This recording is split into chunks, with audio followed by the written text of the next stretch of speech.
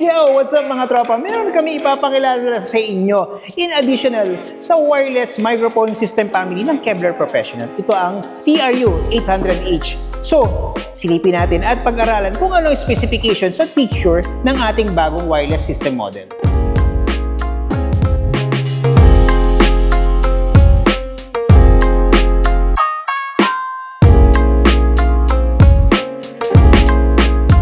So guys, explore natin kung bakit ba napakaganda ng ating TRU-800H ng Kevlar Professional. So, simula tayo sa sleek, professional design ng ating microphone. So, yan o.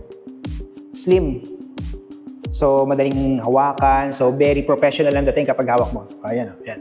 So, after nun, dito naman tayo sa power button. So, madali lang siya pindutin. Ha? Power button. Alam niyo ba ang power button natin? Meron siyang additional function. So, one click lang. Mute function. So, from on and off tayo sa button, akyat naman tayo dito sa LCD display. So, dito natin makita ang frequency ng ating transmitter. And then, kung nakamute ang ating microphone, nakita natin, nakamute. So, unmute natin. Yan, so unmute siya. And then, meron siyang battery indicator. So, makikita natin kapag malapit ng malobat ang ating battery ng ating TRU-800H. So from sa LCD display natin, pumunta naman tayo sa battery part ng ating handheld. So makikita natin, meron tayong magnetic lithium battery. So safe at hindi siya madaling matatanggal kasi may magnet at aside sa magnet, meron siyang safety clip. So pag inilagay natin, nakikita natin, nag-clip. Safe na siya, hindi matatanggal kahit anong alog. Hindi talaga natatanggal. Tapos meron pang isa, alam niyo ba ang ating handheld ay pwedeng palitan ng microphone capsule. Ayan o. So kung meron kang existing na other brands, pwede mong i-connect sa ating handheld. So alam niyo ba? At alam niyo na ganun ka-versatile ang ating TRU-800 handheld microphone. So tapos na tayo sa transmitter. Explore naman natin ang receiver natin. So makita natin dito sa ating receiver port, meron siyang charging port.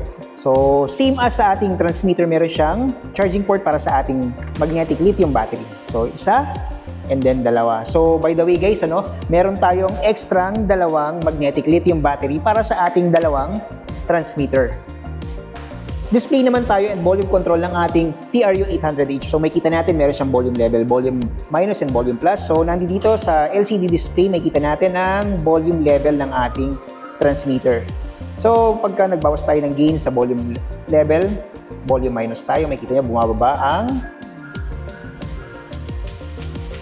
volume. So kapag nag-volume up tayo up to the maximum level, yan, sumasabay siya. So makikita natin meron siyang RF indicator. So guys, may mapapansin natin sa ating RF indicator, minsan nagpapalit siya sa channel ng A or channel B. So ito ang kagandahan sa ating True Diversity wireless system kasi may iwasan natin ang signal drop or pagkakaputol-putol ng audio output ng ating wireless system. Tapos sa baba naman ng ating RF indicator, meron siyang audio frequency indicator. So test natin gamit ang ating transmitter. So check. Ayan nagpa-fluctuate siya. So, ibig sabihin magandang ating signal output or audio frequency ng ating transmitter. So, isa pang feature ng ating TRU-800H, meron siyang mute function. So, para mag-mute ang ating receiver and the transmitter, isang pindot lang. So, makita natin meron siyang mute. So, same as sa ating receiver. So, kapag nakamute ang ating transmitter, ang ating receiver ay nakamute din. So, magta-try tayo magpasok ng audio frequency or sound output galing sa ating transmitter. Check. So, sa EF frequency meter natin, walang pumapasok na signal output yan.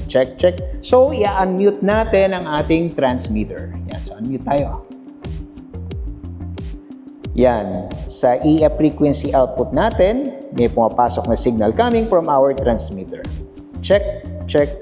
Please, sa baba ng audio frequency, ang ating frequency ng bawat channel. So, itong frequency ng ating microphone na ginamit kanina. So, ito yung channel 2 frequency ng ating microphone na naka-standby.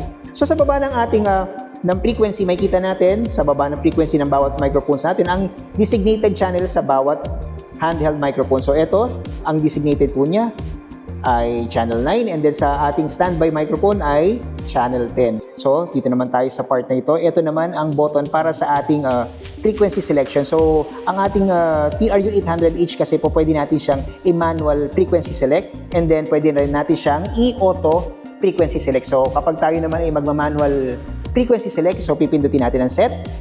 Ito. So, maghahanap tayo ng...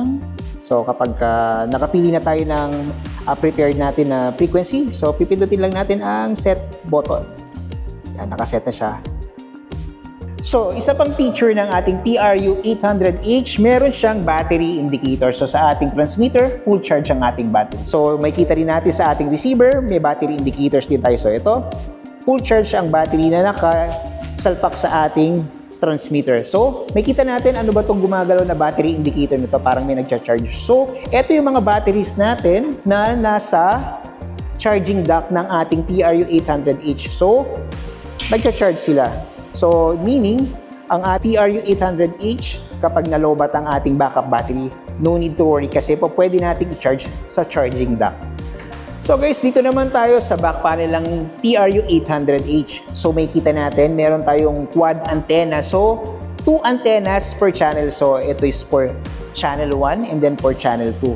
So meron din tayong dalawang klase ng outputs. Kung gusto mo ng individual control sa mixer ang iyong TRU-800H, so meron siyang output 1 and then output 2.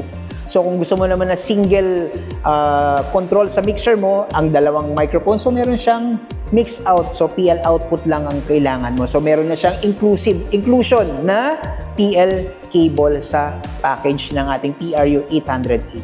Meron pa pala ako nakalimutan, ang power input natin. So dito natin isasaksak ang ating power supply para mapagana natin ang TRU-800H.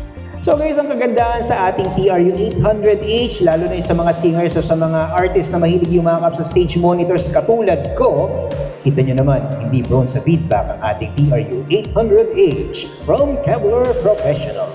Sound check. Sound check. Good afternoon. Sound check. 1, 2, isa, dalawa, tatlo. Sound check. Kevlar Professional. So guys, maaari mo na itong mabili sa ating pinakamalapit na authorized dealers sa iyong lugar at pwede mo rin itong i-add to cart sa ating official flagship store sa Lazada. So ano pang inaantay mo? Ito ang iyong tropa si Leslie Gonzalez mula sa Kevlar Professional at ito ang tunog natin.